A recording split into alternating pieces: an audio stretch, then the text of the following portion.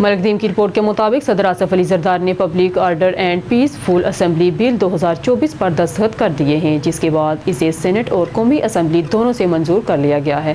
دارالحکومت میں غیر مجاز عوامی اجتماعات پر پابندی عائد کر دی گئی ہے۔ صدر کی منظوری کے بعد قانون اسلام آباد میں بغیر اجازت اجتماعات کرنے پر جرمانے متعارف کراتا ہے۔ خلاف ورزی کرنے والوں کو 3 سال تک قید اور جرمانے کی سزا ہو سکتی ہے۔ دہرانے والے مجرموں کو 10 سال تک قید کی سزا ہو سکتی ہے۔ ملکدیم کی رپورٹ کے مطابق جمعہ کو جنرل ہیڈ کوارٹر GHQ میں یوم دفاع شہداء کی پروقار تقریب ہوئی، جس میں وزیر اعظم شہباز شریف نے بطور مہمان خصوصی شرکت کی۔ وزیر اعظم شہباز شریف کی آمد پر انہیں گارڈ آف آنر پیش کیا گیا اور chief of army staff general Asif Munir نے ان کا استقبال کیا۔ اس کے بعد PM شہباز نے یادگار شہداء پر حاضری دی، پھولوں کی چادر چڑھائی اور شہید ہونے والے ہیروز کی یاد میں دعا کی۔ اسلام آباد ہیڈ کوارٹرز ملکدیم کی رپورٹ کے مطابق کراچی ایئرپورٹ کارروائی، سعودی عرب جانے والے مسافر سے جعلی سفری دستاویزات برآمد۔ FIA امیگریشن کی کراچی ایئرپورٹ پر بڑی کارروائی، جعلی سفری دستاویزات برآمد ہونے پر ملزم کو گرفتار کیا گیا۔ ملزم کی شناخت احمد شکیل کے نام سے ہوئی۔ ملزم عمرہ کی غرض سے سعودی عرب جا رہا تھا۔ امیگریشن پروسیس کے دوران ملزم کے پاسپورٹ میں موجودہ جنوبی افریقہ ویزا مشکوک پایا گیا۔ ملزم کے پاسپورٹ پر ویزا کی سیکیورٹی خصوصیات ٹیمپرڈ تھی۔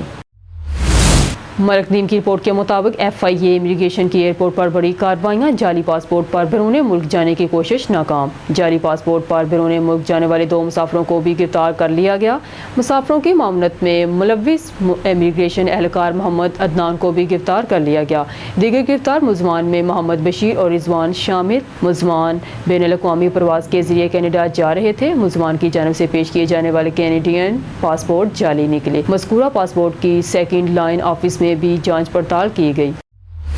اسلام آباد سے ملکدیم کی رپورٹ کے مطابق ٹائمز آف اسرائیل بلاگ نے PTI کے بانی اور چیئرمین عمران خان کو پاکستان اور اسرائیل کے درمیان سفارتی تعلقات کو معمول پر لانے کے لیے موزوں ترین رہنما قرار دیا ہے۔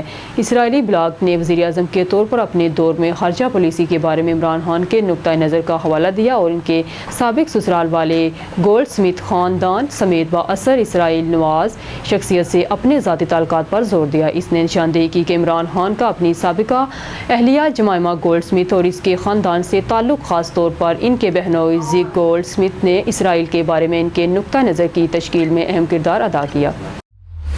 ملکدیم کی رپورٹ کے مطابق اسلام آباد چینی سفیر جیانگ زیڈون نے ہفتے کے روز آپریشنل کراچی نیوکلیر پاور اور K2 پلانٹس کا دورہ کیا۔ K2 3 نومبر 2013 میں کراچی نیوکلیر پاور پلانٹس کے لیے سنگ بنیاد تقریب میں اپنے پیشہ ور سنوی ڈونگ کی شرکت کے بعد سفیر کو بریفنگ دیتے ہوئے اس بات پر روشنی ڈالی گئی کہ K2 اور K3 کے نیوکلیر پاور پروجیکٹس نے بالترتیب مئی 2021 اور اپریل 2022 میں اپنی پیداوار کا آغاز کیا، جس میں قومی گریڈ میں 2200 میگا واٹ صاف اور ستھری توانائی پیدا کرنے کی مشترکہ صلاحیت ہے۔